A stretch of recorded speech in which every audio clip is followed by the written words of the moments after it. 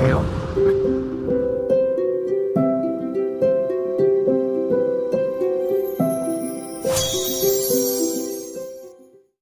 also get Starfall next episode, so I'm like, I get all the good chapters. I feel bad for you. You have been lucky. I feel like you should do Starfall because you love Starfall. I'm a bit like, meh.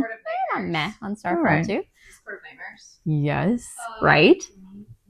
Stop. I am rabid for this scene. I literally was reading it and I was like, well, should I just quote the entire chapter? I'm just like, should I just read aloud from the book? Picks up the book. And I'm like, well, it's officially story time, folks. actually though, because every bit is so good, and I tried to summarize it, and then we can talk more about it in like hot takes, theories, and thirst. But I was like, oh, it's so good. How many books do you think you've read this year?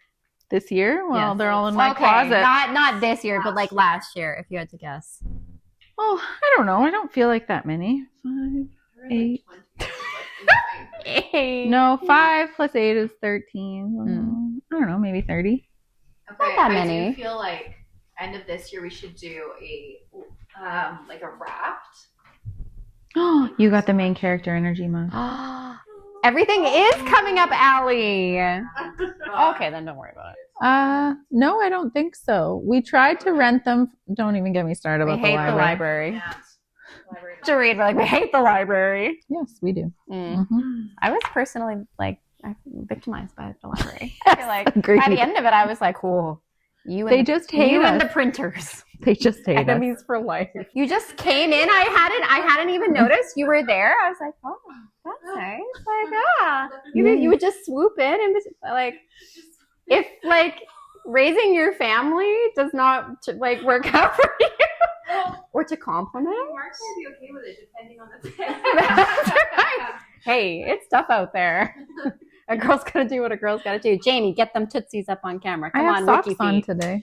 What are you Compression doing? socks. You're not taking this seriously.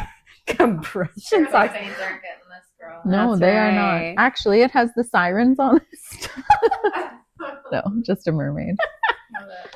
Tomato. I will not be showing my feet on camera as I broke my toe in ballet last week. So my feet are particularly not going to excite our Wiki Feet fans. She was crossing the floor with the greatest of ease, and then boom. And then I finished the dance class. I did another 30 to 40 minutes on a broken I know. toe. Will was like, how did she dance the rest of class? I was like, she's a woman. She willed it that way. Oh my God, Mom was going into the basket. She's making her biscuits. She's ready. She's like, all right, ladies. Cozy up. Snuggle in. Yes. We are. Hi, babe. Hi, babe. I'm Jamie. And I'm Jessica. And welcome to A Court of Books and Babes, a podcast where two best friends review, react to, and rate our, and soon to be your, favorite fantasy books. I was just saying how excited I am to talk about what we're reading. Because it includes Jamie's favorite. Yes, licking. There's licking today. But before we get into that, Tell me. Alchemized. Okay. Oh my God, it's so good. Let's go. It is like, What's happening? obviously, it is an enemies to lovers. Oh, shock. At least I would be surprised if it doesn't end that way. Okay. I don't want to give anything away because you must read it. And it is, everyone must read it because it is so good. And this is the one that's a standalone. So they would lead me to believe. Stop. No, I don't know. Yes, I'm sure it is, but I actually don't know. And this is also the one that has been on people's number one. Yes, of 2025. Okay. Oh my God. More Than Brimstone. Like, what It is else? so good. Oh, Iron Flame came out in 2025. So this is the top. The writing is very good. The world is very interesting. And it's not really like anything I've read in the genre before. Okay. Like the magic system is also very interesting. Like it's obviously alchemy, but then there's of course all these different levels and like different people can do different things. And then there's like these other things that are like, you can't, I don't know, people can like bring people back to life and like it is, oh my God. And the big bad is like spooky. Like more spooky than Like the Weaver, Woods? but like a man. And then like the Eating Woods. Okay, but like the Weaver, like Like scary. Like holes for eyes and like like spooky. Lives underground in like a sewer system of caves with a throne made of dead bodies. Like, stop. Yes. That is very spooky. Does it feel like a gothic in the same way that the Eating Woods is? No. It's kind of just, it's more like industrial and a bit like modern? There's cars. Is it post-apocalyptic? How you're gonna say, is it Pokemon? Is it Pokemon? No, it is not. I was gonna say and then Pikachu walked in. No. And then the cars flew by. It's very kind of like the industrial age. Like, imagine industrialized Europe. But like maybe a little like that, yeah. But like, less old. Well, there's still like kind of gowns and like they don't have electricity. They have like steampunk. Steampunk? Yeah, but less kitsch. Okay. I cannot visualize that. It's a bit like post-apocalyptic because obviously there's two sides and the one side wins and then they're like, you know, the big bad. Like, oh my God. It's just so good. I'm only on chapter 18. So it's like, I think I'm probably like a third of the way done now. Yeah. It is so good. I'm so excited how it's going to end, but everyone's like, it's the saddest book you'll ever read. And I'm like, I don't want to finish, but I see kind of now where the storyline is going. The main guy, I mean, from the minute you meet him. Yeah. You're like, oh, hello. But it's not, like, it is obvious, but it's also, like, not. He's not described as, like, dark beautiful hair and tattoos. No, he has, like, pale skin and, like, light hair, and he's, like, he's a blonde. White hair. What are we going to do? I mean, Rowan, I guess, right? Silver Don't hair. even get me started on Rowan. Well. I love Rowan. No, it's so good, and I'm obsessed with it. Okay, and you're on... And it's, like, deeply disturbing. Not in, like, a way, like, maybe, Eating Woods? No. Vicious. There's... Oh. Not in a way like that. Okay. But, like, also, like, a little bit. Like, it's a bit sci-fi. I don't know how to explain it. It's very strange. Has there been spice yet? No. Interesting. Because that was the part from Feathers So Vicious that I just like did not care about anyone in the world I was not bought into. But like the spice, and look, no kink shaming. I'm down. You're having a good time. I'm having a good time. But I was not having a good time. Like, I was like, this is bad, and I'm not having a good time. Yeah, it was, I don't know. Like there were still a couple like hot scenes, but I was like, I think we're not okay. Actually, I know we're not okay. Mm-hmm. So anyway, okay. Well, I'm excited. Oh my God, it's so good. I think I'll read it next after I finish Brimstone. Yes, you must read it immediately so I can talk to someone about it. No one I know has read it. Okay. It's so good. Well, then after Alchemized, are you doing Crescent City? I don't know. I might read. I might have to read Brimstone to like tie that off. Okay. And it's only one book, so like whatever. And then Crescent City. Okay. Unless the third book of Wolf King comes out, then all bets are off. I'm reading that immediately. I understand. Wolf King, I'm like also very excited I'm for like it. salivating Is for there the a third release book. date for that one? I think like summer 2026. Like everything else. I was going to say, you're going to be done by February. And Crescent City's huge. Yeah, fat. Massive. Like I would say it's like these two. Silver Flames and Wings and bigger. To get a show, isn't it? What? Who? Isn't that? That's her. That's what? Nice. Who? What are you talking about? Out of all of them, Crescent City? And I mean, like, look, I am loving I Crescent have City never more heard that. That would maybe make more sense. I feel like Throne of Glass could be very... Glass is in development. Could be very like Game of Thrones. What do you mean in development? In development with Hulu. No, that was canceled. When is that story? ACOTAR was canceled with Hulu because of creative differences. Are you sure? Where are you getting your information? Right. Jamie and I are pretty up to date. What? Did this drop today? Yeah. Oh no, you're right. Hulu dropped it in 2025. February 2025. Nailed it. Mm-hmm. You're like, oh, Jamie and I are like, you're cute. Yeah. I love that for you. Outdated. We're up to date. Okay, what about you? How's Crescent City going? Fantastic. So I am rereading book 1 and I am loving it. Like truly loving it. What I will say is I think that my mistake was I read it after ACOTAR and before Throne of Glass. You read Throne of Glass and then you read Crescent City, and it's so much better. The crossovers that I'm seeing left, right, and center are blowing my mind. Mhm. We should just say we have a few additional members of the court in residence today. Yes.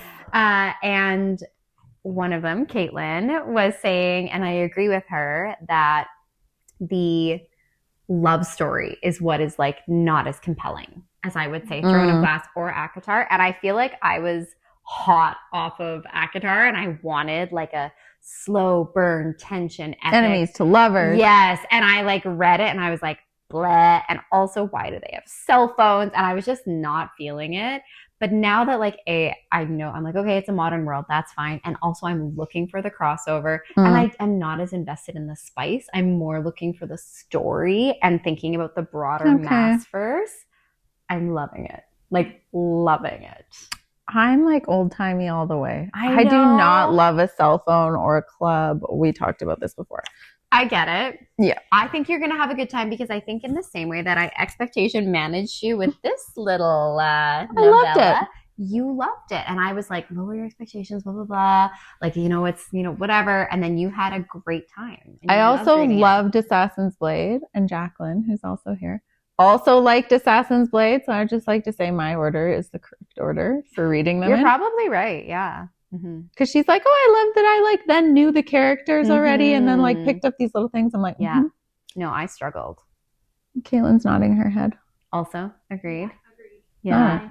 Aligned. No, I struggled with that. Wait, someone just finished. One of my other girlfriends just finished Throne of Glass and loved it. Of course. Nobody doesn't like Throne of Glass.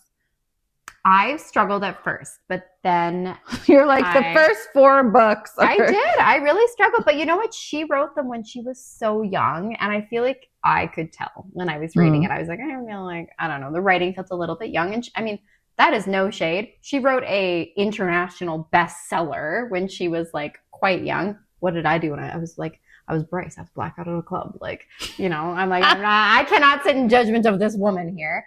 But I was, you know, coming off of ACOTAR. I was like, whatever. But then by the end of it, I loved it. And as we were saying, one of the things that blows my mind is that people read that series and they're like, oh, can I just skip the witch chapters? And I'm like, the witch chapters are everything. That is what I lived for. Like there were whole books where all I cared about was Man in Blackbeak and Asterin. Yes. Like that was all I cared about. Totally. I agree. The 13. Oh, it's fine. Let's not cry at the beginning. Jamie cried already last episode. I cried last episode. I don't want to cry in this one. That was like a thing. So sweet. I was editing. I was like, oh, Jamie, get it together. Okay, I will say Brimstone before we like get going. Oh yeah. And Andrew update. We forgot to do it last time. Andrew's too busy watching Emily in Paris. He's on season 5. He has a 5. Yes. I have to call Andrew. Yes. He actually said he was like, no, I have no one to talk to about this. I was like, Jamie will talk to you about Emily in Paris. I think he has my number. Jacqueline will also talk to Andrew. He is obsessed. He watches it every night. I'm like, read your book. He like does his workout. My giant Viking husband does his big workout, comes upstairs. He's all sweaty and hot. And I'm like, hey. And he's like, hey, I think I'm just going to watch my show. Puts on Emily in Paris. And I'm like, well, it's a good thing we're only having 2 babies when we're done with this because I don't know. Anyways, he is loving Emily in Paris, but has not made any progress on Rude. Mist and Fury. No progress. Rude. Amanda, on the other hand, is on Mist and Fury now. Stop. And she's like, RHYSAND. And I'm like, yes. I must message her. Yes, you must. Okay. I accidentally started that chat group on Instagram. You can message her there. Oh, yeah, that's right. And I was like, oops, sorry, I didn't mean to make us a group. You're like, I'm not mad about it. No, I'm not. I've been in work groups. Okay, Brimstone. I might be at the point where I think people like clock out. Like I have actually. Are you 3/4 of the way done? I think so. Yeah. Is that kind of what people say? Yeah. Interesting. Yes, because I've been like, I'm having fun. Yeah, this you is like kind of it. Interesting.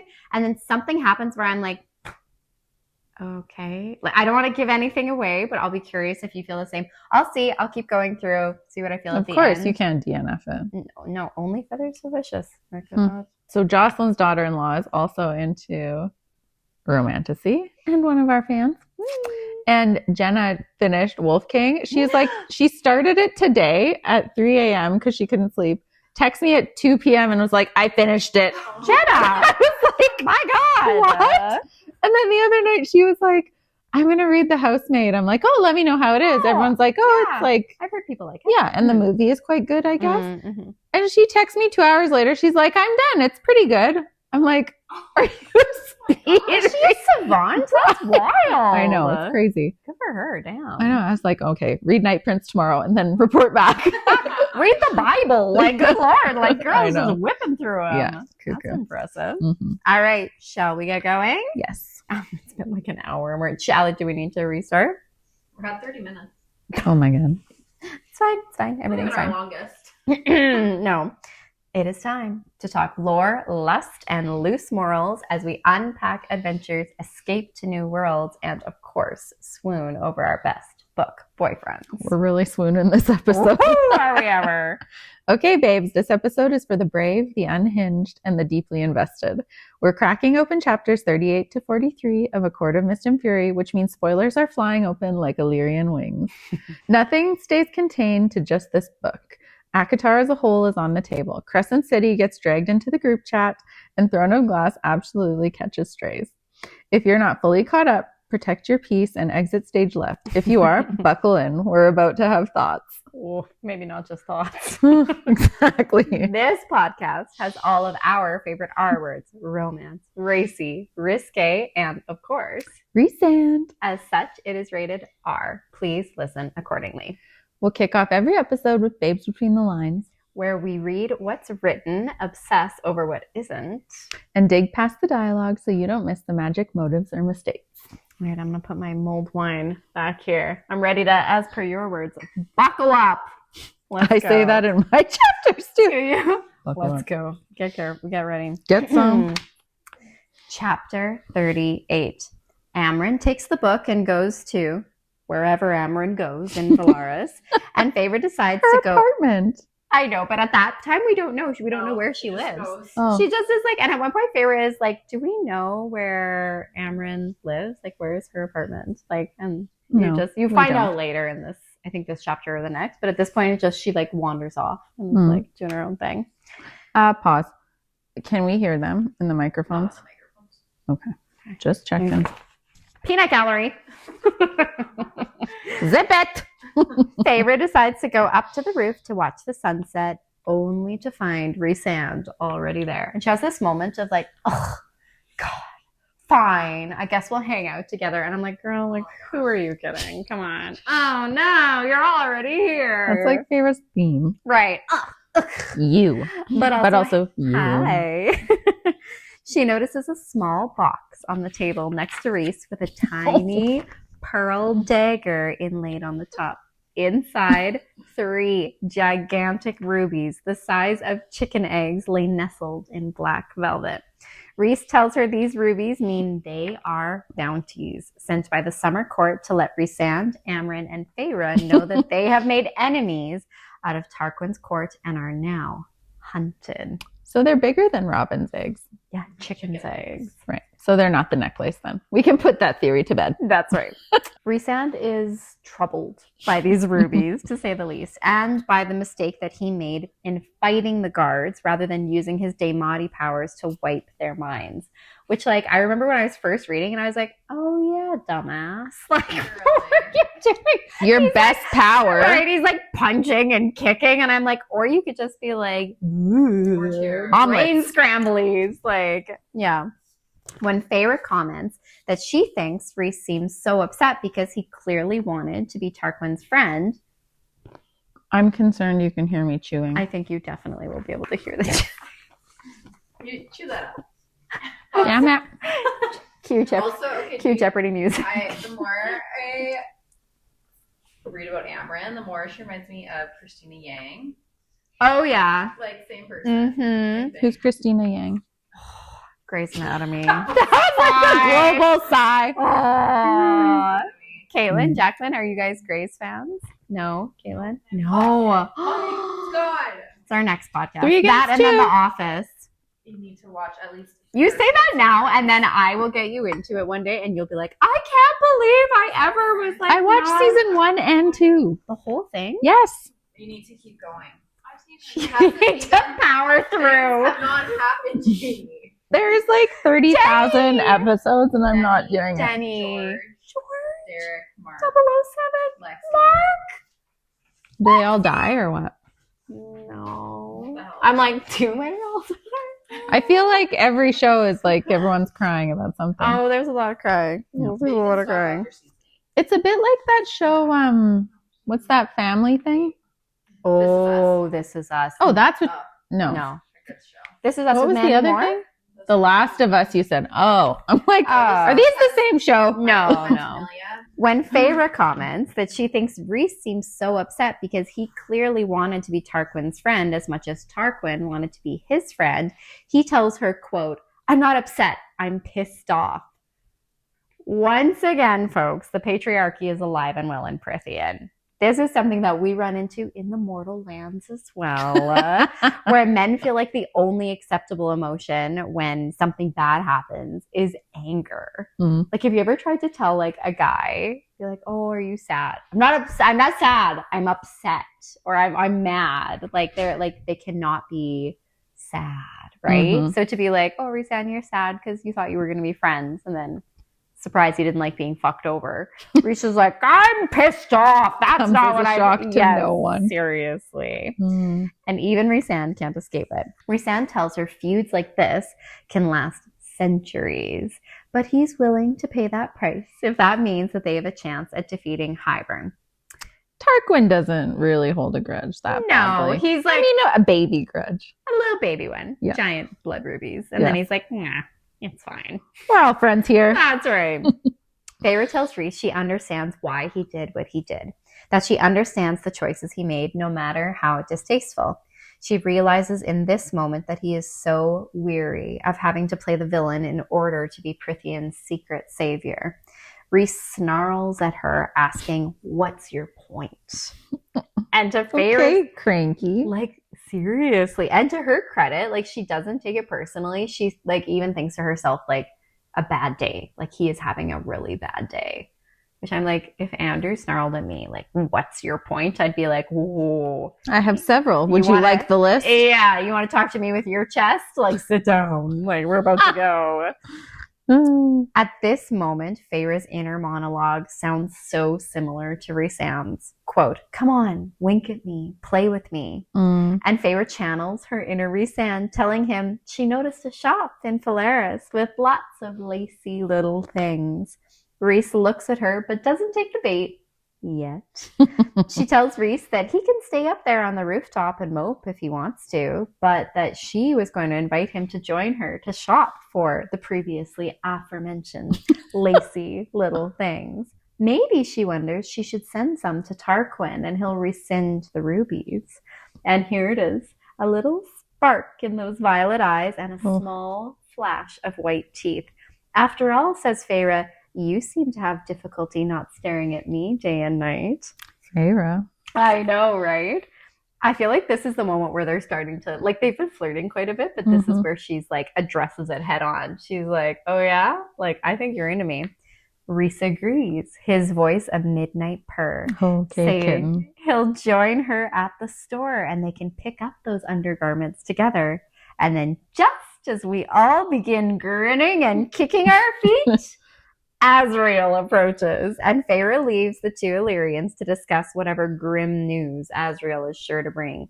Girlfriend, I don't know if you should have left. I just sound like Azriel and Rhysand on that rooftop. Doesn't sound like a encounter that I'd be sure hurrying away from. No. This is the only time it's like disappointing. You're like, damn it, Azriel. Come on, Azriel. Every other time. Ooh, Nixie. Hi, Angel. Oh, where's she going? Like, I must slink around first. Slink. She is a slinker. She's a slinky. It's because she's a familiar. She has to be slinky. Feyre imagines what going to that shop with Rhysand would have been like, how she would try on scraps of red lace, how Rhys would have looked at her up and down twice, and how he would have dismissed the shop owners before telling her with a crook of his finger to come here. Feyre imagines going to Rhys, his hands, his tongue. And again, just as we are beginning to curl our toes, Feyre slams into the post of the stairwell landing and realizes as the world slowly returns that a certain someone had slipped past her mental shields. She hisses at the tattoo on her hand, heads upstairs, and has a very, very cold bath. Okay, this is the second time in less than 50 pages that Feyre has ran headfirst into something because of RHYSAND. Girl is gonna get concussed. Like, seriously, she's just like, dun, dun, like left, right, and center. Oh, the tree. Yes, the tree. I was like, what's the other one? I'm like, oh yeah, tree. No, the tree. And then he laughs at her and she like falls in the sand. She's like furious. Yeah. Okay, also, can I hear whenever you read and they're like, because they describe hissing a lot, like Nesta hisses at Cassian and like, the dress hisses. The dress hisses and Feyre hisses. Can I hear your best hiss? Amren hisses quite a bit. Amren is very hissy. Mm-hmm. Yeah, that was good. Yeah, I've had practice. Poor Will. He's like, I know that sound. Later, in the middle of the night, Feyre is awoken by a strange sound. The house is shuddering, moaning, and as Feyre looks around to see what could possibly be causing it, she sees thick, starry darkness leaking into her room from beneath her door. She knows that darkness, knows its master, knows its cause. She follows it to RHYSAND's room, filled with that magical, rushing dark. Essentially blind, she feels her way to his bed, calling for him, trying to wake him up as she feels the freezing skin of his arms, the icy breath rushing from his mouth. Terrified, she climbs onto him. Sure, Feyre. I'm also terrified. And like feeling around in the dark. Oh no, where are you? Shouting his name and slaps him across his face. Nothing. She hits him again. And suddenly, his hands are flipping her onto her back beneath him, and she feels the talons on his hands at her throat. Without thinking, she sends her darkness to his, a soothing lullaby, and slowly, so slowly, he wakes from his raging nightmare. Okay, pause. Have you ever sleptwalked? I can't remember if we've talked about this before. Okay, so we've definitely talked about sleepwalking in the podcast. And I'm like, how has this come up twice? No, I never. I don't remember if I ever have, but I don't think so. I think it's a bit of a trope in romantasy. Like, they have a nightmare and, like, something happens, so that's probably why. You know who has a lot of nightmares? Blake. Does he have Oh, yes, that's right. Jacqueline, you haven't read Wolf King, but you... Caitlin's like, Blake. Wait, Caitlin, my hair... Did you hear her? We talked about my hairstylist is Team... What's the other guy? Callum. I mean, Callum has no faults. Law. He's... There's nothing wrong with him. Boring. What can we fix? He's marriage material for sure. Well, we have Also, questions. I read the audiobooks, and his voice is very sexy. They both are. I thought Blake's voice was sexier. Way sexier, but... So sexy. Yes, both very sexy. The house calms. Moonlight once again shines through the window, and Feyre can see his room and him. A very naked RHYSAND poised above her. Nobody's sad. Even the TV was like, a what? Feyre puts up a valiant effort to not look at him, but she can't help but let her eyes drift just a smooch, and she sees a towering mountain with 3 stars above the peak tattooed on each knee. When Feyre asks how often he has these nightmares, he tells her he experiences them as frequently as she does. It's at this moment that Feyre seems to realize she has leveled up. It appears not only did she get Daemati powers from Rhys, but she also has been gifted with his mastery over shadows. Every time something like this happens, I like imagine Feyre in her brain is like, whoop, whoop, whoop, like the Mario slash, like level acquired. Yes. When she goes to leave, he grabs her hand and thanks her. And Feyre, almost without thinking, softly kisses his cheek.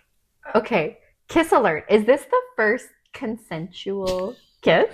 Yes, I think. Oh, I thought so too. I was Yeah. reading, I was like, I think this is the first, like, there's obviously Under the Mountain. which was like, We're disappointed with that, but I yes. don't Just remember my boyfriend that let the dogs lick inside his mouth. Oh, no. Which boyfriend? He let the dogs lick inside his Remember mouth? that no one told me until after we broke up? Nasty. He had mountains tattooed. That was me. Stop.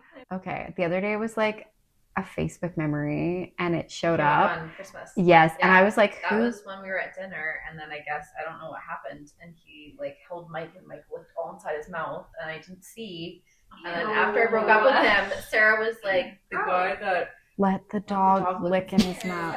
No one told me. Sarah would. Which is similar to when my ex came out as bi, and also no one told me that they thought he was gay. But I met him and I didn't get like I mean, it doesn't surprise me now that you say it, but like he wasn't. My friends, every single one was like, we knew the whole time. Okay, well, hindsight's 2020. Okay, like, and thanks for dropping that nugget. Thank you. Like, Okay, when I saw his picture, I was like, who's that guy with Allie? Like, I could not remember. Yeah, I was like, who's that? And why is he at our Christmas? Like, it's fine. we've all been there. Oh, God, have we ever? Chapter 39. Feyre is at Amren's apartment, equipped with a few bottles of fresh, hot blood for the tiny ancient one. Amren's flat is the top floor of a 3-story building, one large open concept with a giant bed, many faded rugs, and no kitchen because, well, our fire drake prefers her meals rare. Feyre asks Amren if she'll be able to decode the book, and she says it's been a while since she's used the language of the book and she has to relearn it. Oh, just that. Is this a Crescent City spoiler? Yes, but I don't want to say anything, and I also don't know how far into the book you are. Do you know why I'm looking at you or no? Maybe. Okay.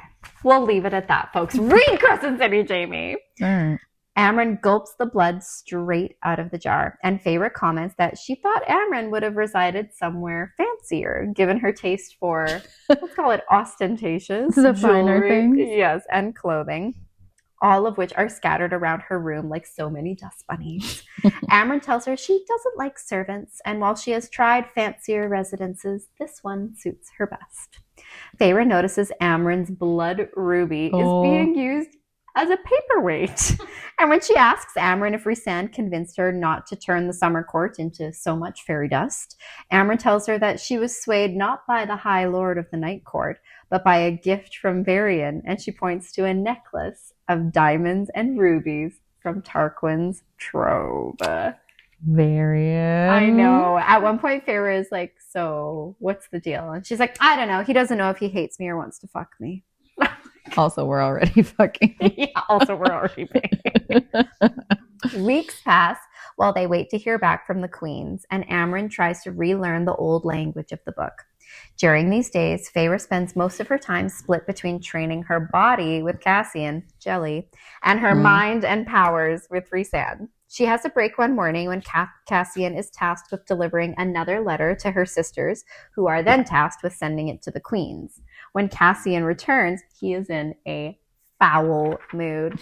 And I wonder why. Feyre asks what happened, to which Cassian snarls, saying her family is full of, quote, bossy, know-it-all females. I'm like, I think you're referring to one in specific, yes. But sure.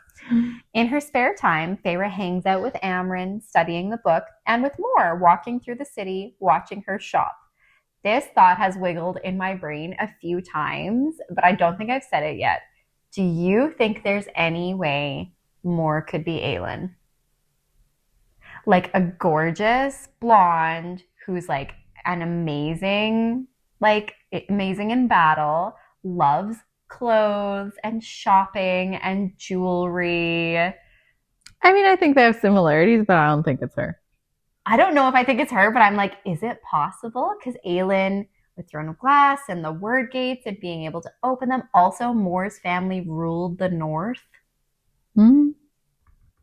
All right. You've got me interested. Like, I don't know if there's enough that I'm like, oh yeah, like that's it. But I'm like, there's at least a kernel of a possibility in my mind. That would be a hell of like a twist and a crossover. Yeah, but that also then like erases our more villain theory. Or everyone's, the entire fandom. But maybe that would be like the twist is like they kind of, SJM is building up more that everyone starts to get suspicious of her. And then it's like actually Aelin, who always has a secret, always has a plan working in the back end. It's actually been her the whole time. Is this before or after she meets Rowan? Right? Because I will have none of it without Rowan. I don't know. And also, but Moore is a lesbian. Oh, bisexual. Yes, you're right. Right. Yes. Sorry. But yes. like prefers women, she says. Yes. Yeah. Yeah, and you're right. Aelin doesn't say anything about that. Plot hole in Jessica's theory. Moving on. On the days that Rhysand is away, he and Feyre exchange notes, and Feyre asks him about the tattoos on his knees. Rhysand tells her that they mean that, quote, I will bow before no one and nothing but my crown, to which Feyre responds with a characteristic, quote, so dramatic. Again, I love these moments, like we talked about last week, where it's that brevity, like that humor that, like because I was listening to it, when I listened to that, like I laughed out loud. And I was like, that is dramatic. Like, I will bow before no one. And Feyre's like, okay. Like, take it easy, Rhysand. I've already seen you on your knees, sir. Like, right. Get over yourself. Totally. Finally, there is news. The queens have responded and they want to meet. The Court of Dreams makes their way back to the mortal lands to join Feyre's sisters in their family home and await their future. The clock chimes 11, and in a rush of wind, the queens winnow and arrive. Chapter 40. The queens winnowing. Isn't that interesting? Freaking mortal queens. I know. That should have been like a clue. Yeah. Okay, more truth bringer or truth finder or whatever your freaking powers. This whole chapter makes me think more is so full of shit. I'm getting into it. I also get into it. Okay. We're getting into it. More. We're on to you. Yeah. Welcome to court, mortal queens. The queens are described in, to be candid, brutal honesty. The first one has brown skin, sharp, cold eyes, and deep wrinkles. All right. Next are two, again, SJM's words, not mine, middle-aged looking ones. One with a dark complexion and the other with a light. The final two are the youngest and are also opposites. The one has black hair, black eyes, and the other has golden curly hair and pure amber eyes. And she is described as being the only beautiful queen. That's rough. Rhysand speaks first, shocker, telling them, quote, well met. And the queens nod to their cadre of guards who fan out throughout the room. Rhysand asks where the sixth queen is, and the ancient one says she is unwell. Nope. She a phoenix. False. She is tied to a lake. That's right. Tied to a lake. Also, not totally human. Rhys introduces more, and the queens have an interesting reaction to her, where Rhysand generally seems to like make no impression on them. They're like, oh yeah, the most beautiful male that's ever existed and the most powerful person in all of Brithian. Cool. The Morrigan. Like they're in awe of her and like a little frightened. Right. I feel like it plays into my theory that like somehow she like gets into bed with the queens. Maybe literally, maybe figuratively. Ooh. Who knows? I didn't even think about that. That like, yeah, maybe. The only good looking one. But the only good looking one is also the only good one, right? Doesn't she? Like on the cauldron? Oh, she dies. Doesn't she? Oh. I don't remember. I don't remember. I do not recall. When asked how they can winnow, the Golden Queen says it is their secret and their gift from the Fae. Do we get more on this later? Because I couldn't remember. I feel like Hybern must have given it to them. Oh, maybe. Caitlin's nodding yes. Aligned. Aligned. Okay. The oldest queen, this is where you would have been yelling at the pod like, it was from Hybern! Jamie and I are like, The oldest queen says they are aware of the coming war that they have been preparing. When Feyre comments that the people seem unaware, the Golden Queen responds that the territory is too small to spare resources to defend. The Court of Dreams is understandably shook and responds with as much. I will say Rhysand is the king of ends justifying the means, which is essentially the argument from the queens that they don't have the resources, so they have to try to save the most lives with what they have and when they can. The queens instead say the High Fae should defend this territory and that they have brought this evil and they should be the ones to fight it. When RHYSAND says that both sides, human and Fae, are to blame, also, like, how? What have the humans done? But okay. Existed. Rude. Yes, we're slaves for centuries. And that they need to join together to protect peace, the oldest queen barks out a laugh. Quote, "Peace? For a male who melts minds and tortures for sport? I did not think you knew the word." We see again here how RHYSAND's decision to play the villain does not always work in their favor. Feyre parries back, saying that if they won't join together to fight, then the least they can do is share their side of the book with them. But the queens will not budge, even as Feyre begins to beg. The ancient queen begins to tell Feyre that she is young with much to learn, and RHYSAND interrupts her, coldly telling her not to condescend to Feyre.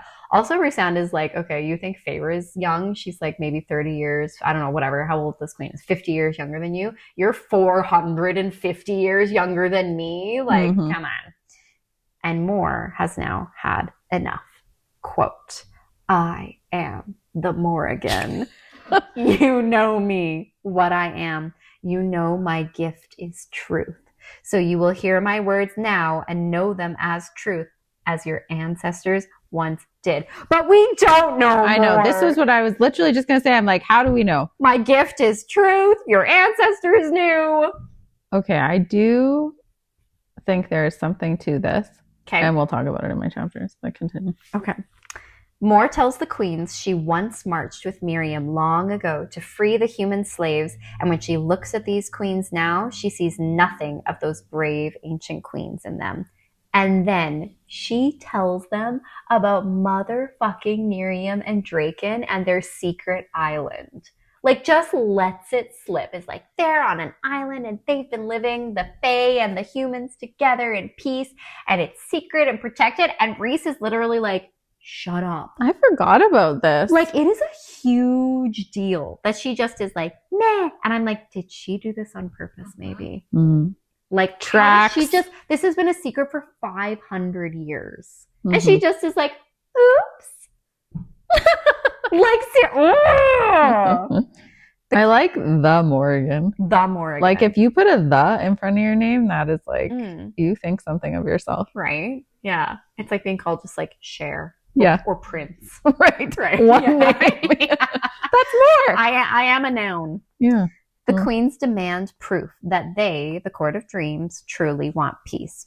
Rhys agrees, saying that he will retrieve it for them, whatever that is. How do you demonstrate that? And they will meet again. The human guards flank the queens and then winnow away.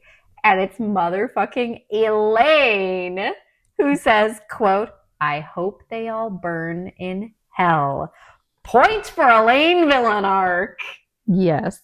And also just Elaine in general. Yep. This is like, Elaine. all right, fine. I don't hate you in this moment. Yeah. Elaine. I love that rereading this series. I'm suddenly like, I hate more. I love Elaine. Well, I don't love Elaine, but I'm excited for a potential villain Elaine. Watch and she'll just be boring in the next book. And I'll be like, fuck. And I'll be like, tracks. I'll be doing the Jamie. Fuck. Yeah, exactly. You'll see.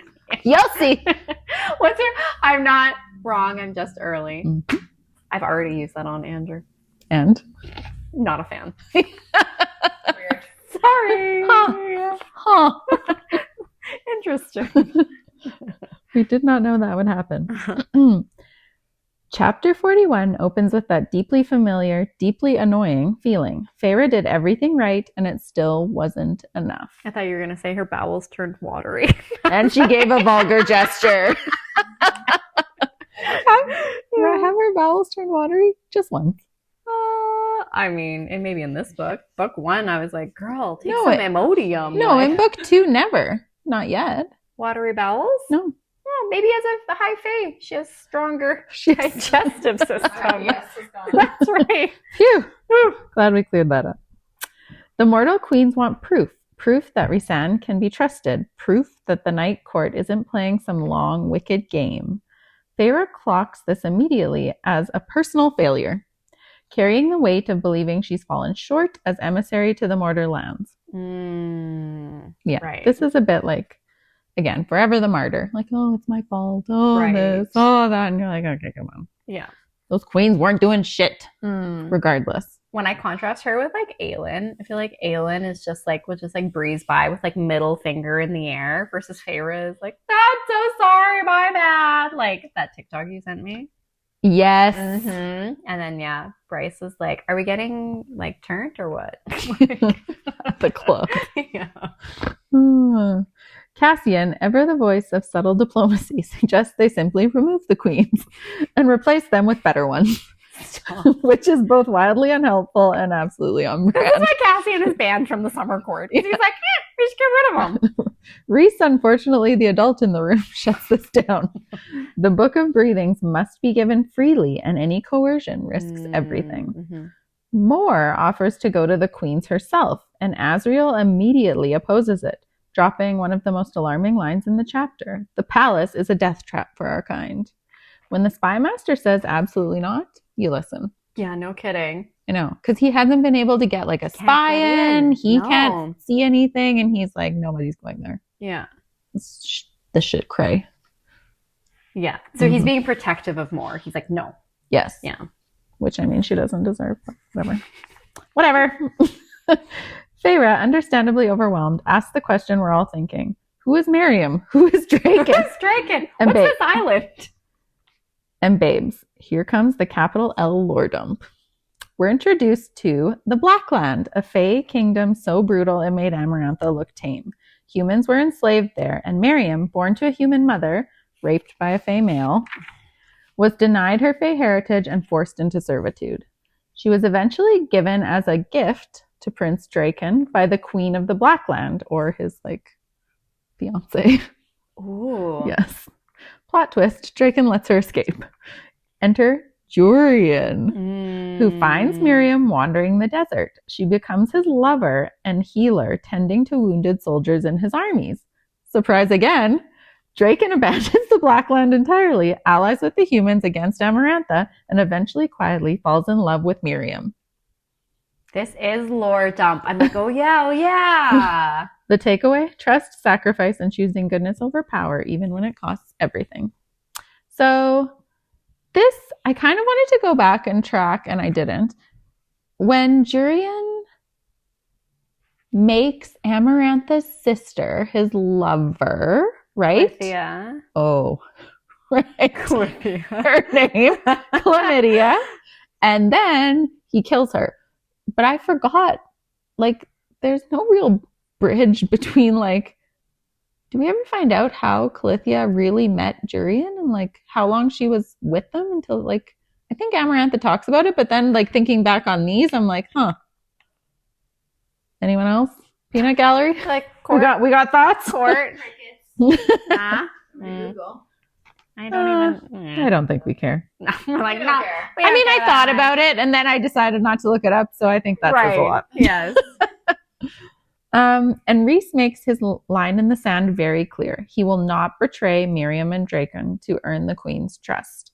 Side note. Mor will. Yeah, I'm like, why is Mor not in trouble or, reprimanded for this? Yes. A 500-year secret. Mm-hmm. We'll just wait till what they are going to give away. Cassian notes practically that their aerial armies could be invaluable in the war to come, but Rhys refuses to barter lives for credibility. RHYSAND. And remind me, their aerial armies, they're the peregrine with the feathered wings, not the Illyrian wings, correct? Yes. Because then doesn't the Winter Court have the Pegasus or something? Or the wolves? Who pays attention better than us? Yes. Caitlin's saying maybe. Yes. We'll mark that as a question mark and move on. Instead, Rhys makes a suggestion that is unhinged in its audacity. Show the Queen's Valeris. Oh. This is the most stupid idea. Rhys. The secret city hidden for 5,000 years. No big deal. It becomes clear that they need information, leverage, and resources, and the fastest way to get all three lies beneath the mountain. Kier rules the court of nightmares when Rhys is away, and their loyalty to him is brittle at best. Kier, for everyone who doesn't know, is the Morrigan's dad. The Morrigan. I will refer to her. The dad. Yeah, the father. To make that possible, he decides they must retrieve the Veritas. That's right. The orb that had, quote, belonged to Moore's family for millennia. The Veritas orb. It is rife with truth magic she's claimed to possess that many in her bloodline also bore. So when SJM drops like claimed to possess, I'm like, yeah, exactly. Like, what the fuck does she actually do? But it makes it a bit more believable because like if this truth orb has been in her family for years, it does make sense that her power would be something to do with truth. Right. Yes. So like I feel like that does put like a bit of weight behind what she says her power is actually her power. I just don't know how you use that, especially when she can't sniff out a lie. Yeah. Anyways, with it, the queens would be unable to doubt Rhys's honesty. And yes, he would reveal Valaris, quote, for the good of his people and for the world. This is a mistake. This is a bad mistake. Some oversight and short-sightedness, like miscalculation. Yeah. I feel like they should have like pulled a court of or a summer court kind of heist and taken it from the like I know it has to be given willingly though, but like surely there's a way around that. Surely. They can't, like Azriel can't even get in. I know, I agree. I'm like, was this really the only way? Like, 5,000 year secret. Just, oh, well, I guess it's fine. I mean, like, more spilling tea. Rhys is like, yeah, join the club. They're having a tea party. That's right. After this whiplash, Feyre wanders Valaris alone, drawn to the Rainbow District, the artist's quarter. Vibrant and alive, she thinks about the guilt Rhys must carry for protecting the city while the rest of Prythian burned.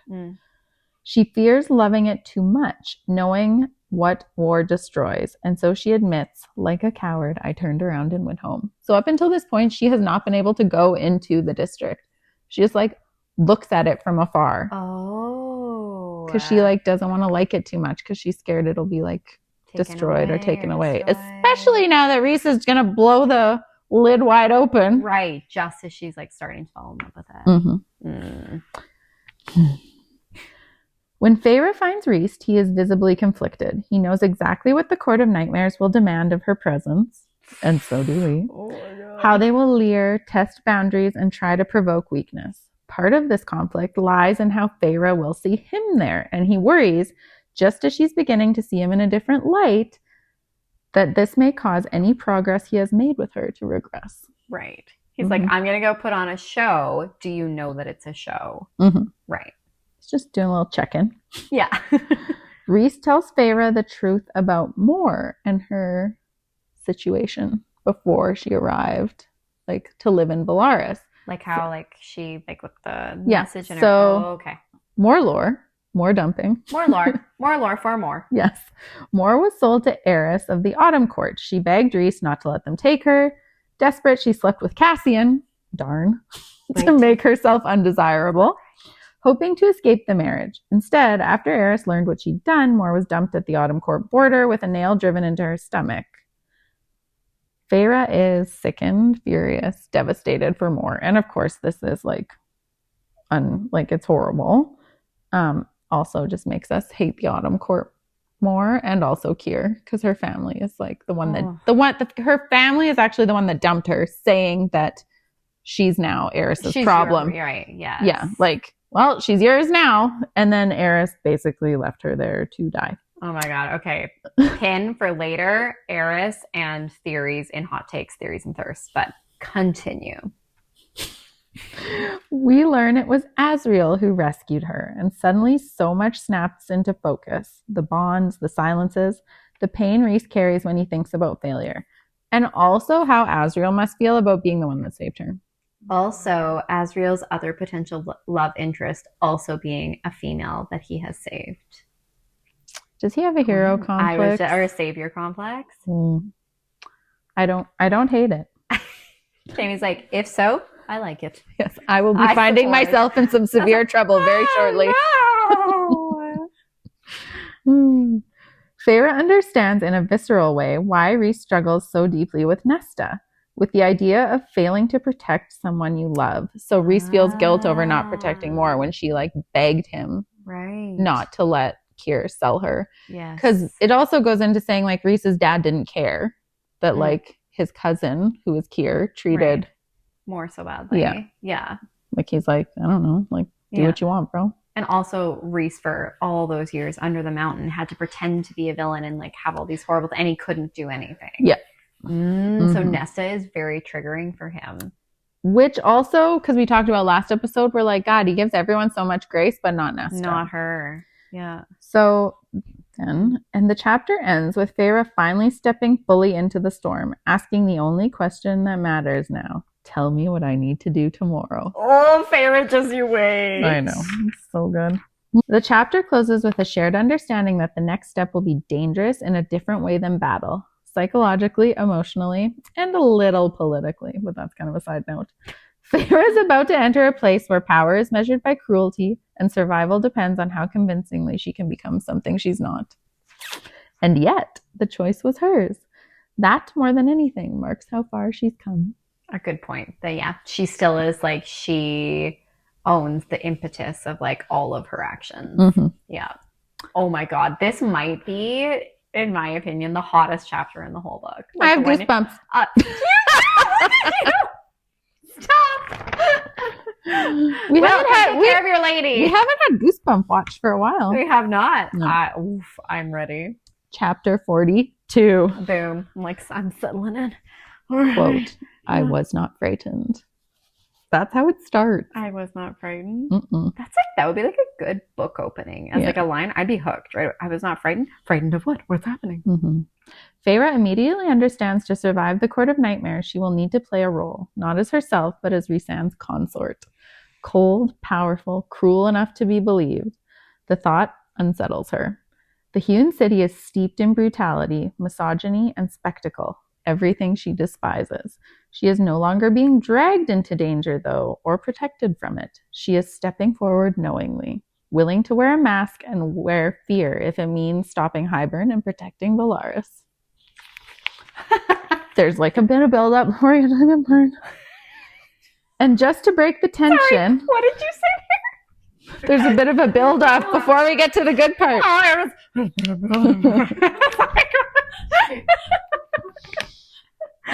I find myself fanning myself a lot in these. Like, I'm like, oh weird. It's hot in here. Like Feyre taking her cold bath. Okay, also, that would be miserable. Yes. An ice plunge? That is my nightmare. We've done them at the Nordic Spa. Sure. I always finish my shower with cold water. Oh, they say that? I know, it's good for your skin. Yeah, but... It's the one thing I can't do that's good for my skin. Right. But is that based on male health? Because all of those studies around like cold plunging and stuff, they found that was all like not good for women. For your hair and face, you should never wash your face or hair with hot water. I have heard that, but I'm like, again, I always worry. I'm like, is it just men? No. No, Allie and Dave are like, no. False. Okay. And just to break the tension before they head to under yet another mountain, Feyre notes, quote, Amryn and Moore told me that the wingspan of an Illyrian male's wing says a lot about the size of other parts. Stop. Rhys casually responds, didn't they now? Okay, you two, we are supposed to have our game faces on. Stop. And as a final little dig, Feyre chimes, quote, they also said Asriel's wings are the biggest. I thought it was Cassian's. It's Asriel? Game, point, and match Feyre. Stop. Oh my God. This playful banter goes on as they free fall through the clouds. And we get yet another reminder of Rhysand's naked body. Because she's thinking about it. And we get, no, we don't. No, we don't. Ignore that. And Feyre also touches his wings for the first time. And babes, we understand now just how sensitive they are. Just to prove his point, Rhys leans in and brushes Feyre's ear with his lips. Good Lord. We are edging on panting. Edging? Yeah. But just as we're getting all hot and bothered over here, arrows, or ash arrows to be precise, are flying at our inner circle. Stop, I don't remember this. What happened? Are they okay? No. They are struck from the air. Yeah, exactly. And there's nothing else to say. That's right. They land and immediately start hunting, all of them, including Feyre. RHYSAND respects her choice and doesn't send her back to the palace. What a delightful change of pace from our previous High Lord. Because like they land and he's like, Cassian, you take Feyre back to the palace and Asriel and I will go look for these fuckers. And Feyre's like, no, don't take me somewhere else. Like, don't leave me behind, blah, blah, blah, blah, blah. Yeah. And he's like, okay. Fine. So, yes. Paired with Asriel, they begin searching for the perpetrators, but to no avail. No tracks, no arrows, no sign of anyone ever being there. Who is this? I don't remember this at all. As they head to the Court of Nightmares, she notes that Amarantha's Under the Mountain was child's play compared to the actual Court of Nightmares. Because she based it off of it, right? Which, yikes. As Mor leads Feyre to the throne room, she cannot help but notice the intricate details of stone and artwork as they descend. They arrive at the gates, quote, great scaled black beasts were carved into those gates, all coiled together in a nest of claws and fangs, sleeping and fighting, some locked in an endless cycle of devouring each other. Between them flowed vines of jasmine and moonflowers, garden watch, which we will discuss later. Cue artist's brain, quote, the gates of eternity. That's what I'd call the painting that flickered through my mind. We're almost there. Mor, in her signature color, is described as, quote, a queen who bowed to no one, a queen who had faced them all down and triumphed, a queen who owned her body, her life, her destiny, and never apologized for it. Could we see Nesta and Mor facing off at some point? Because they don't like each other. No, they do not. And they're both like so similar. And royalty vibes throughout the entire series. Yes. Queen, yes. Could there be a showdown? Stop. Also, Cassian slept with both of them. I know. Just drop that nugget. Oh my god. I can't stop like visualizing this now. I must have this. A Nesta and Mor showdown. And absolutely I'm team Nesta. Yeah. Duh.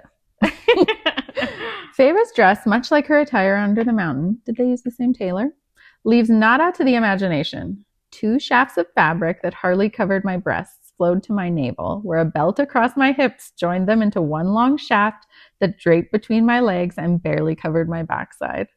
I mean, okay, at least compared to like Under the Mountain where she had like a sheer backside, I'm like, out. This sounds like a bit nicer. Also, the fan art of this is like, stop. Yes. It's so good. It's so good. It's very good. Yes. Okay, pause. Did you ever go back in the day when UFC would have they would have like those themed parties? No, we talked about this. I never went. You never went. Did either of you ever go? No. Caitlin's lived in the U.S. Sorry, Caitlin. Caitlin's like, I'm from Denver. They had one, and it was, I still can't believe that it was this. And we've probably talked about it, but it was a porn star party. And you came dressed as a porn star. If I was 18, 19, I would absolutely go and wear this dress because it is so hot. Paris Hilton would approve. Yes. Yes. She would. Black, sparkling, and perfectly matched to the High Lord for a soon-to-be unforgettable performance. Vicious kohl liner, lips painted blood red. Oof. They walk past those who look like Mor, some hissing, again, some ignoring her until we meet a fair-haired man, or male, sorry, who Feyre immediately recognizes as Mor's father. Interesting. You know, in my head, for whatever reason, he's like a troll. Like, I know he's like a human man, or like a fae man. Male. He's like ugly, Male. right? No. In my head, he's like a troll. Yeah. Oh. Yours too? Yes. I was gonna He's say like a greasy. in the book he is not. I know, but like, I kind of imagine him as Jaime out of Game of Thrones. What? really? Yeah, definitely not. In my head, he's like not even humanoid. He's like literally like a troll. Yes. Just like Hunchback of Court of You agree? Nightmares. Never say that. I wonder why. Yeah, they don't. It's like how we're like, okay, wait. No, they say he's nice looking. I do. In my head, he's Well, not. He has to be fair. Is Cassian brunette or blonde? Brunette. Dark. Interesting. Jessica Jaime? and I. Jamie and Allie, we Yeah. all agreed that in our heads, he's like dirty blonde. Dark. I know. Well, he is actually because He we read the is, yes. description, but in our minds, He's like he is not. a dirty blonde, like Yeah. almost like Nordic looking, Yep. like a Viking. Like Thor. Yeah. Oh, yes. Yes. Yes. Mhm. Where is he? He arrives when he wishes to, and she continues past him. The Court of Nightmares are no slouches when it comes to hosting. Beautiful tables laid out with delicious food, but no one eating. To which Feyre notes the exploitation of power and wealth. Wasteful. Oh, similar to the spring court. Yeah. Mm. So she's a bit sickened by it. Yeah. Reese's intro here is pretty epic. Quote, "Your High Lord approaches. He is in a foul mood, so suggest being on your best behavior unless you wish to be the evening entertainment." Who says this? Who More. Because she's a second. Right. Mm-hmm. Feyre feels him, quote, "The very rock beneath my feet seems to tremble, a pulsing steady beat." Oh, the pulsing is bad. Jessica loves a good pulse. I'm married to a drummer. I mean, His footsteps, as if the mountain shuddered at each touch.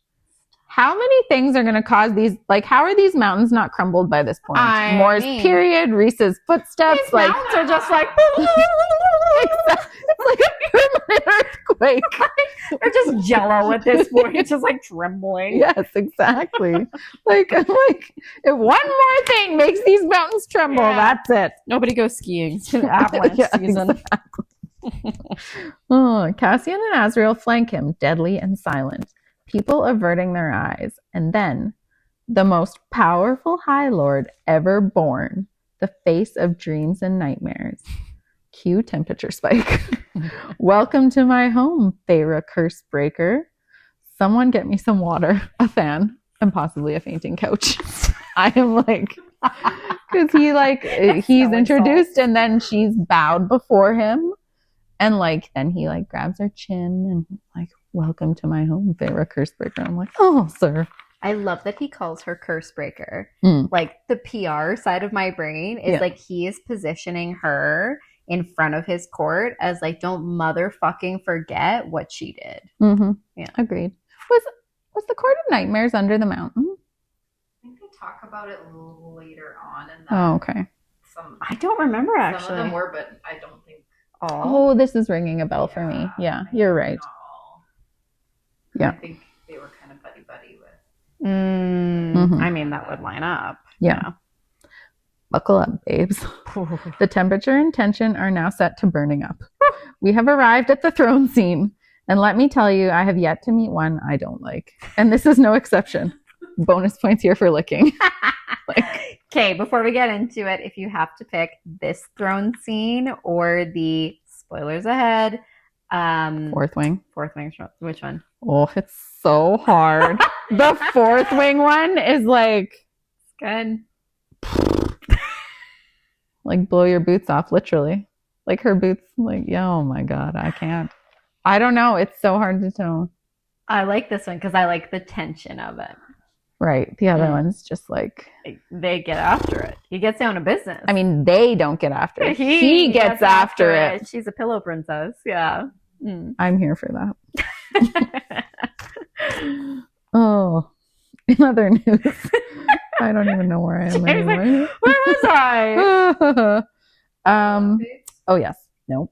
The High Lord's whore, Feyre thinks to herself, and in this babe's opinion, does not object to this entire chapter, and neither do we. Ooh. Seated on the throne, Rhys pulls Feyre close, not roughly, not cruelly, but possessively enough that the Court of Nightmares sees exactly what he intends them to see. His hand slides over her bare skin, cold at first, but then he heats it up when she kind of flinches. Like he heats his skin. He warms his own hand. That'd be a good skill to have. Agreed. Warm and deliberate, fingers resting on her thigh, Feyre does not recoil. She leans into him, into his chest, into the curve of his neck, into the lie that they're telling together. He bends his head, lips brushing her ear as he whispers, low, intimate, for her alone. The court may be watching, but this moment narrows until it's just the two of them. Feyre, my toes are literally curling. Feyre feels the heat of him, the solid certainty of his body, and the steadiness beneath the darkness. And here's the thing that wrecks her. She feels safe. Safer than she ever has, all while sitting on a throne meant to terrify. Which is, like... interesting. Very contrasting. And also, like, her Slytherin, I would say, coming out. She liked being bad. She does like being bad, I mean. Her thoughts betray her. She wants him. She yearns for him. And Rhys knows because he feels it. Literally.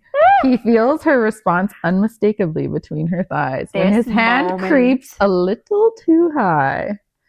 The desire shocks her. The timing horrifies her. This is a place of cruelty and blood and old sins, and her body is reacting anyways. She thinks, maybe I'm enjoying this too much, and guilt crashes in immediately after. Rhys doesn't shame her. He murmurs reassurance, calm and grounding, reminding her that bodies respond, that instinct doesn't equal intent. That's what she's feeling, is natural, not wrong.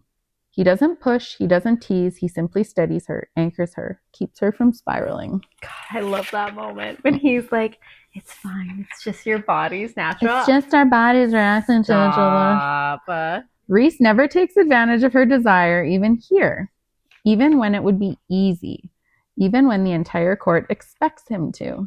Instead, he holds her, lets her feel him, all of him. Lets her want him, but keeps the line intact. And babes, let's be clear. This is not just bodies reacting. Feyre knows it. We know it. RHYSAND definitely knows it. This longing wrapped in denial, desire layered over fear, and two people standing at the edge of something inevitable while pretending it's nothing at all. Not mates yet, but absolutely not accidental. I mean, okay, so I was talking to Jessica before, and I was like, when I opened this chapter, I'm like, well, should I just read from the book? Just the entire thing? I mean, it's so freaking good. I would have to be like, we gotta take a break. We gotta, so I've maybe read it twice today. But okay, let's all take a breath and remember why we walked into the Court of Nightmares in the first place. Oh, I would just sit on RHYSAND's lap, was it not? The orb. Oh, right. That. that thing. Yeah. The orb. Not I was the hands. preoccupied. Not the mouth. Not the length pressed against her back. The wingspan. No wings yet. Focus. The performance is over. The lie has landed. And there are moments from leaving the Hewn City behind when, because of course, Kier, as Feyre passes him, he leans in and hisses. Again, hisses. Quote, "You'll get what's coming to you, whore." Bold choice, sir. Oof. Final choice, actually. Rhys doesn't hesitate. Night erupts into the room, violent, immediate, and absolute. There's no warning and no restraint. Rhys demands an apology, and when Kier doesn't comply, he breaks his arm in 4 places. I love it. Also shatters his elbow, which I'm like, okay, but okay. Also, that elbow, gone. Yeah. Personally offended me.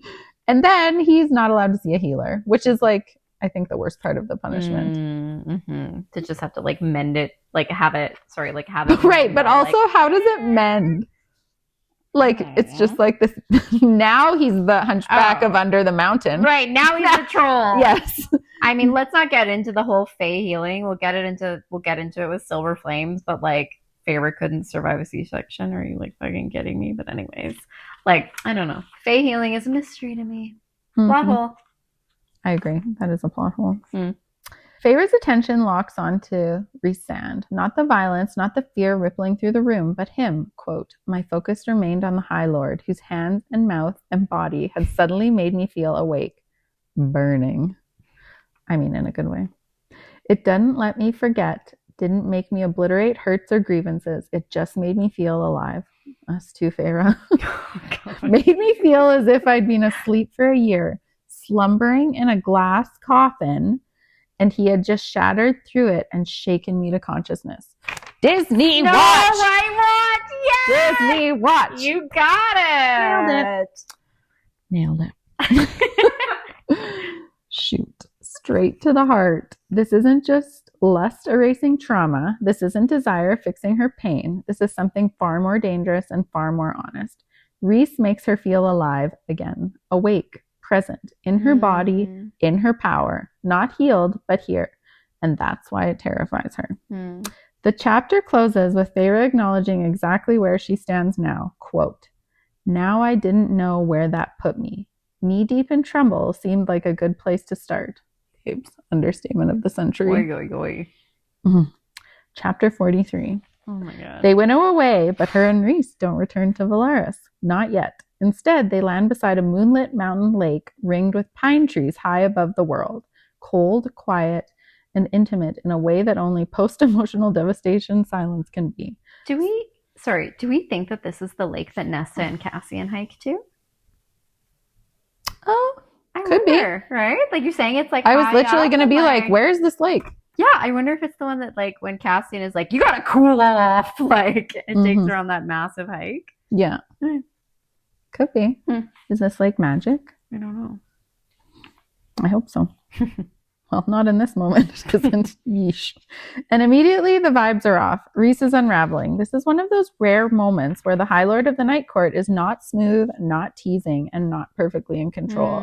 He's riddled with guilt for asking Feyre to come with them, to pretend, to wear that mask beside him, for asking her to see him as the monster everyone else believes him to be.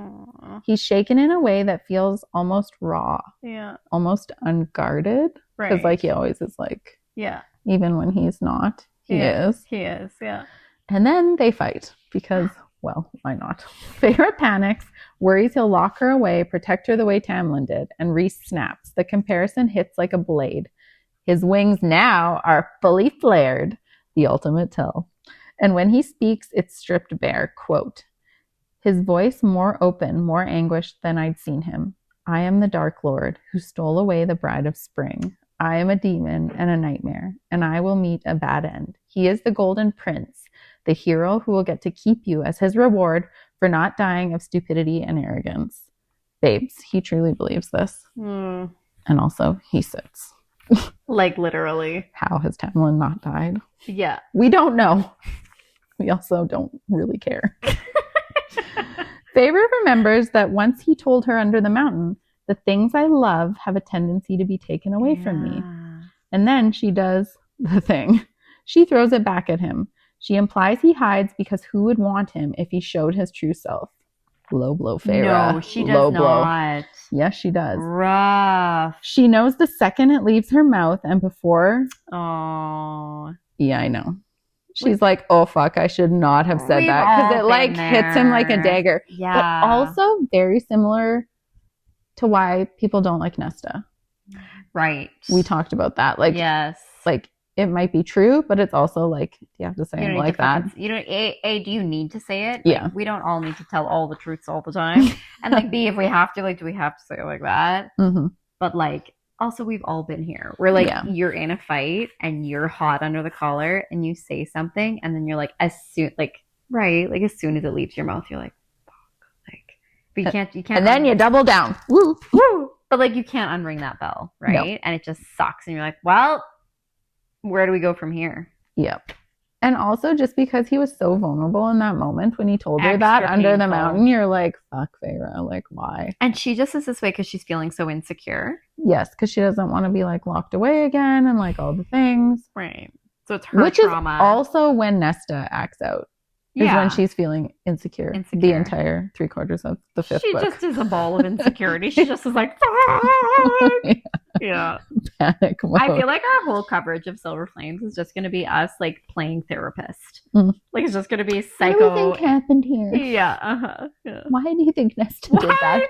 Why? Why is asked a lot for sure. Oh. And before she can make it worse, before he can say something unforgivable back, they winnow away. Back in Belarus, Feyre spirals hard. Guilt, desire, confusion, all colliding at once. She wonders if they've been using each other to fill something broken inside. And then comes the truth she can't ignore anymore. She wants it to be her. She wants him to choose her. She doesn't want the jokes or the pretending or the flirting as defense anymore. She wants to try. Our girl has it bad. She likes that she wants to try and be in a relationship with him at this point? She says she wants to try, but she says instead of dealing with that revelation, or she wants to try together is what she said. Okay. Like she's done with this pretending bullshit. Right. And she's like, I want him, and says it. Right. Instead of dealing with that revelation calmly, Feyre is again enraged. She stalks through Belarus straight to Amren's apartment. Is Amren's apartment like her therapy? Maybe. She does retail therapy with Moore and then like real therapy with Amren. Although I feel like Amren is just like, yeah, fuck him. Like, you'll see. Oh, okay. Tell me. Also, Nesta uses Amren as a therapist. Is Amren, Tiny Ancient One, a secret therapist? I love our Tiny Ancient One. Our little fire drake. Yeah, she's so cute. Okay. First, we get practical updates. Plans to head to the Illyrian war camp until the human queens summon them. So Amren's like, oh, I guess I'll be going like away soon. And Feyre's like, right. Yes, that. And then just when Feyre's heart is already cracked open from her conversation with RHYSAND, Amren drops a truth bomb, quote, when Rhys came back after Amarantha, he was a ghost. He pretended he wasn't, but he was. You made him come alive again. Feyre thinks how lucky Rhys is to have them. And Amren, softer than we've ever heard her, replies, no, she said softly. We are lucky to have him, Feyre. If that didn't knock the wind out of you, check your pulse. We're misty over here. So I think Feyre did go there to be like, fucking Rhys. And then Amren's like, nah, girl, you got it wrong. Right, like took his side. Yeah. I will also say... Feyre is also in the wrong here. She definitely is. Yeah, 100%. That's one big L for Feyre. Yep, absolutely. I will also say in like a previous episode, we talked about how if Tamlin gets a redemption arc, we don't want part of that story to involve he is saved by a girl. It's a little, not fully, but there's a little smooch of that here. Like when Amren says he was a ghost until you came and brought him back. A little bit of that here. Yeah. We're going to brush over that. We're going to skip that part. Fast forward. That is inaccurate. The chapter closes with Feyre trying to patch things up, sending magic notes. No response. RHYSAND is gone. Not there at breakfast, lunch, or dinner. And Feyre, furious and hurting and riddled with guilt, continues to wait anyway. Anger masking heartbreak, silence doing the damage, and starfall looming on the horizon. But we all know we are standing on the edge of something luminous. Oh my, such a perfect word for the ending of that. Luminous. I love it. Yeah. So these chapters were intense. Yeah. Good. Okay, so Starfall is next episode. Exciting. I know. The Starfall dress. Everyone is obsessed with the Starfall dress. I've seen like that recreated 100 times on TikTok. But it's like indescribable. Like I feel like nothing in real life could come close. No, unless it was like a gown of like, I don't know, Swarovski crystals over sheer fabric that like kind of like go like they're like thin. It almost has to be like bioluminescent. Almost. Yes. But like not in a tacky way. No. Yeah. Agreed. Yep. Aligned. Hot takes, theories, and thirsts. And babes, we got Shit ton of them. I think it's safe to say that there are two things we want to focus on here, and they both involve thirsting after RHYSAND. That's pretty much exclusively what I would like to talk about. Yeah. Yes. So, shall we just read those chapters again? Yeah. So for the first one in your chapter, when he's like, you know, naked, he's not in his jams anymore. And she's like, don't look. But also like, yeah. But also thinking truly, she's like, I couldn't help myself. I'm like, Sarah. Dirty bird. He's like having a nightmare and freaked out. And she's like, what are we working with down there? Like, Sarah. This kind of made me think of like, there's, I think, a few scenes where like either Castile or Poppy are in bloodlust, and like one of them is like completely out of it, and the other one's like, hey, like looking for a good time. Yeah. And you're like, what is happening? This is not okay. Yeah. Also, when we talked about in the eating woods, when Savander is like in the hot tub and the girls are like, like take a peek under the water, I'm like, these ladies, they gotta get it under control here. No, I kind of like that though, because like it speaks about like women having like libidos and like being a bit like, I don't know. I don't want to say like objectify men, but also like I don't not want to say it. Like they're active in their desire instead of being the passive object of male desire. Yes. Yeah, 100%. Exactly. Yes. Breath of fresh air. I agree. Yeah. So, I would say, I'm trying to think, all of my good girlfriends they're all good girls. They're all very bad girls. But like have I'm just going to say like a robust sex drive and are very like, I mean, fuck, we have a romantic-y like book podcast that we're talking about. We are vanilla. Shocker to everyone who's like listening and, you know, like, oh, hey, by the way, we like, you know what I mean? And I think that there is this old like 90s aughts, Gen X and earlier preconception that women don't want sex as much as men do. And I'm like, in my experience, that is not the case. And if that is the case, it is usually there is a misunderstanding in terms of what female sexual desire looks like and involves. Yes. Yeah. Are you about to quote to me, darling? I was, maybe. I'm like, where's the best parts? And I'm like, well, it's page 413 to 417 in case anyone needs it for later tonight. Page 1 to 699. Let's go. I don't know. They're all so good. You're just gonna watch Jamie reread the throne scene, everyone.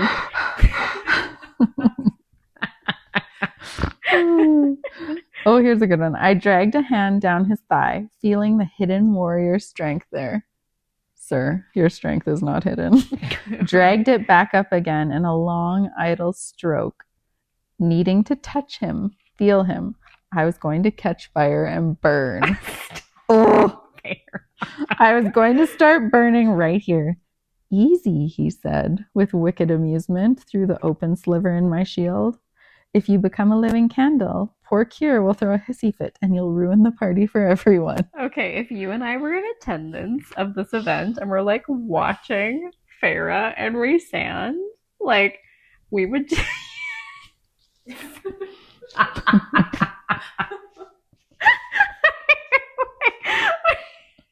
Dwight, when they're trying to teach him how to talk to women. Do it. Do it. Do it. Do it. Rhys shifted his hips, rubbing against me with enough pressure that for a second I didn't care about Kier or the Autumn Court or what Asriel might be doing right now to steal the orb.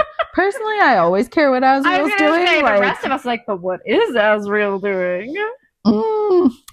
The hand that had been on my waist slid across my abdomen, hooking into the low-slung belt there. I rested my head between his shoulder and neck, staring at the crowd as they stared at me. She is an exhibitionist. Yes, savoring every place where Rhys and I connected and wanting more, more, more. Oh, everything is so good in this chapter. Get it. 413 to 417. Woo! You're welcome, folks. You need this in your life. Mm-hmm. Yum. Okay. I think you wanted to talk about. I think you wanted to talk about flowers. Oh, garden watch. Right. I guess. Okay. Yes. Hard pivot. Okay, so there's carvings in the night court. I described the ones at the gates, like dragons and those thingies. What? Oh, Fine. listen, you two, in your Crescent City. Jacqueline, I can't wait for you to read it. You can join it because this will be the first book that you read before Jamie. We'll see. Jamie's like, oh yeah? Starting it tonight. Challenge accepted. So when I looked up the flowers, I kind of thought they would represent one thing. Yeah. But they represent something very in contrast to the night court. Okay. And more representative of like Feyre and Rhys. Okay. And these carvings were around the throne, or like as they walk up to the throne. Right, under the mountain. Okay. Or under their mountain. So jasmine symbolizes love, purity, grace, and sensuality. So sensuality, yes, I mean, we get heaps of that. Mm. Love, but purity is like very strange. Yeah. So I was like, okay, that's a bit contrast. Moonflower, which I actually thought was a fake flower. Yeah, I would not believe that was a real flower. But Well, okay. it is. All right. It is also, both of these are also white. We can go talk to the biologists at work and be like, Is this true? huh? I Googled it. Yeah. Love, romance, mystery, and hidden beauty that emerges at night. Oh my God. I know. Perfect. Representing dreams, feminine energy, Stop. which I mean, Feyre's bringing these whole chapters, Yeah. and spiritual awakening, spiritual and sexual. I mean, everything is awake. It says beauty can rise from darkness, secrets, and the subconscious. This aligns. Stop. I know. That's perfect. So like on the throne with the moonflowers and the jasmine, you're like engraved. This is where she has Sarah her Janet, revelation. You knew I what know. you were doing. I know. It's almost like she's an author or It's something. almost like she writes for a living. So we talked about more and the more queen references. Oh my God. And also apparently we want battle royale between Nesta Yes. and... Welcome to Thunderdome, motherfuckers. I know. Like, take your bets. Although interesting because yeah, you've made no progress, have you? We've given up on you. Girl, I just moved this weekend. Stop. And for the past 3 months. Yeah, what have you been doing? I have a new boyfriend. Who? There it Ooh. is. They were recreating the throne scene. That's right. You were mighty quiet during Jamie's reading of the throne scene. Allie's like, oh yeah, been there, done that. Okay, I wanted to ask you. No, but Nesta kind of loses all her power. Oh, you mean like at the end of Silver Flames? Not all, but like she's Right. weakened. She gives a So lot I'm of it like- back to the cauldron, right? And Moore has like done shit for shit. So she's like full strength. I feel like Nessa would still win just based on like strength of spite. Like she'd just be like, "Oh yeah, Grudge like, capability. Oh. 10 out of 10. Yeah. Mm-hmm. Draken and Miriam. Draken and Miriam. Okay. I feel like the more that we read this, I'm like, they must play a bigger role. And this whole fact that there's the island, and then it is more just as like, oh yeah, by the way, 500-year-old secret. And then at the end, like pretty much Wings in ruin. They're like, oh, they take the cauldron back there, and they're like, well, let's let it chill out there for a while. And I'm like, it must come back. Yeah. I feel like. Mm-hmm. The bathtub. The bathtub. They're just taking baths in the cauldron. I feel like there's going to be a Crescent City cross, and the big bad from Crescent City is going to find its way into this universe, and that the cauldron is going to be involved because also, without getting too much into it, when we talk about Draken and Miriam's aerial forces, the Peregrine with their feathery wings, they are all over Crescent City. Interesting. Oh, I just... Is there a black land in Crescent City? No, kind of. There isn't, but this narrative of the humans being slaves and being oppressed is a through line. It's a huge, actually, it's like the pivotal storyline in Crescent City. Interesting. Mhm. Okay. Also, how are we feeling about the queens as villains? Like, go. No, you go. I sympathized a little bit with them when they were like talking in this section and saying like, what are we supposed to... First off, they're like, this is your problem. You oppressed us and kept us as slaves for centuries. And now you're like, hey, come fight fight with us. Nah, y'all fucking fight with that. When they're like, the Fae should fight Hybern. Like, they should deal with it. And then Rhysand is like, there's been badness on both sides. I'm like, but has there been? Like, No. what have the humans done? I agree. As far as we know, nothing. Also, I feel like because of that imbalance, like, that's why the human queens are like freaking bloodthirsty and like power hungry. Yes. Like they want equality. That's right. And Hybern's like, sure, Exactly. come to my house. Yeah, I'll put you in the cauldron. 100%. Like, I kind of sympathize with the queens a little bit here. And like when they're like, like the whole, they're like, well, you know, like we can't protect this territory. It's a small one. We don't have the resources, and y'all have like decimated us in the past, so we need to make sure that we're trying to protect the maximum number of people we can with the resources we can. Yep. Hey, you guys want to protect this territory? Great, you do it. We've got to try to like protect our people as much as we can. I don't know, I kind of was like, I get the queens a little bit. Also, you're fae and magic. I am mere mortal. Yes, exactly. They're like, okay, great, you're gonna put us on the front lines and we're just gonna like take the first Okay, you guys be the infantry, yeah, and we'll fly the planes. We'll swoop in afterwards. Literally. Yeah. Yeah.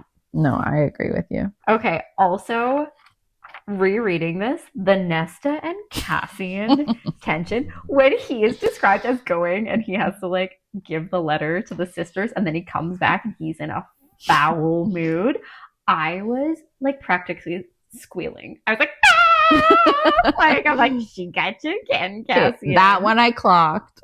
Yes. But it's like on a first read, I was Yeah. like, are they? Won't they? I think so. But on a, like, obviously a whatever, 7th read, whatever this is, I was just like smitten.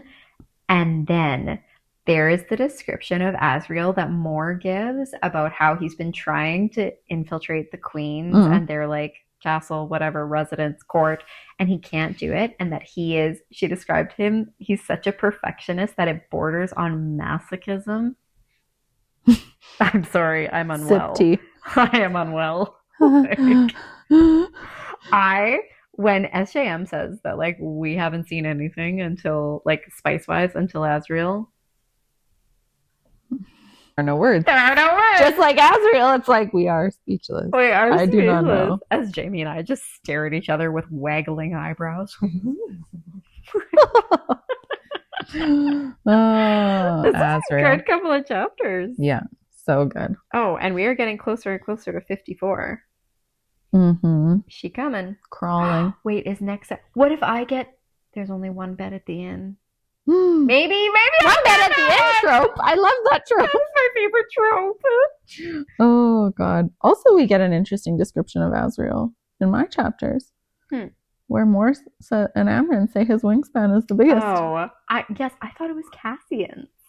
I knew it was Asriel. Of course it's Asriel. And then Rhys, I didn't quote it, but Rhys says like, well, I guess when we get back, we should get the measuring tape out. And I was like, Yeah, you should. Stand back to back, boys. Let's go. They have to stand back to back to measure their dicks. A literal dick measuring contest. I will do the measuring. I volunteer as tribute. So, yeah. Kaylin will be the fluffer. Perfect. All right. Well, that's it in a nutshell. And that's our stopping point, babes. Not because things are calming down, but because the story is warming up like it knows exactly what it's doing to us. We're calling it for self-preservation.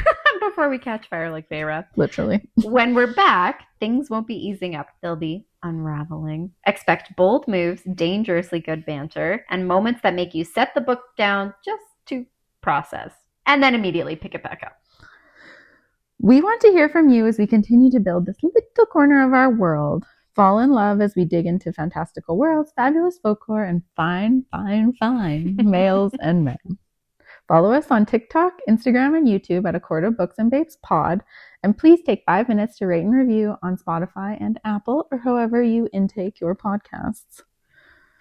I know I missed a line. Oh, we're just gonna. I was just gonna breeze past it. Oh, I was like, come on, Jessica, I was improving. Oh, yes, and until next time.